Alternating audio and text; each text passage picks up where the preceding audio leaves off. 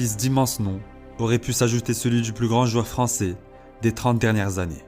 Charismatique et timide à la fois, au sourire aussi élégant que sa maîtrise du ballon, Monsieur Zinedine Zidane.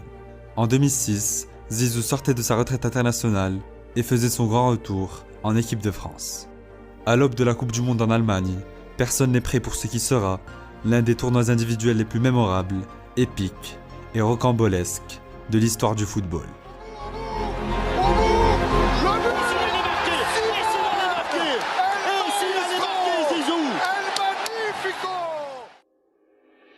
Il y a faute sur Materazzi, il y a quelque chose aussi. 9 juillet 2006, France-Italie, 109e minute de jeu. Le monde du football retient son souffle. Sur la pelouse du stade olympique de Berlin, Materazzi est à terre, Gianluigi Buffon est sur ses nerfs. Zidane, quant à lui, reste immobile, regard perçant, sans émotion. La raison de cette scène que près d'1 milliard de téléspectateurs ont du mal à cerner, vous la connaissez tous. Oh non, pas ça. Pas aujourd'hui, pas maintenant, pas après tout ce que tu as fait.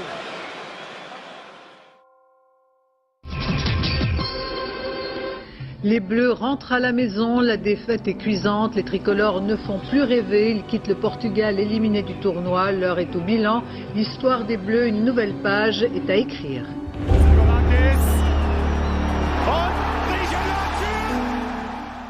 Juin 2004. Battue 1-0 par une surprenante équipe de Grèce, la France est éliminée en quart de finale de l'Euro. 2 ans après l'élimination choquante en phase de groupe du Mondial 2002, les Bleus déçoivent à nouveau. Pour beaucoup, ce deuxième revers consécutif marque l'épilogue d'une génération dorée qui a fait rêver tout l'Hexagone entre 98 et 2000. Zidane, Thuram ou encore Fabien Barthez ont tous dépassé la trentaine et leur prime semble être derrière eux. Loin d'être le seul responsable des dérives des Bleus, Zizou sent également qu'un chapitre se ferme, d'où sa décision choc quelques mois plus tard. Madame, Monsieur, bonsoir. Cette journée du 12 août restera celle d'un adieu, l'adieu de Zidane aux Bleus, dès cet après-midi sur son site internet. À 32 ans, le chouchou des Français emporte avec lui les souvenirs indélébiles de la Coupe du Monde 98 et ceux de l'Euro 2000. 2 compétitions qu'il a marquées de son empreinte, et ce malgré quelques coups de sang qui lui collaient déjà à la peau. Mais après 10 années de loyaux service, l'heure est à la reconstruction chez les Bleus.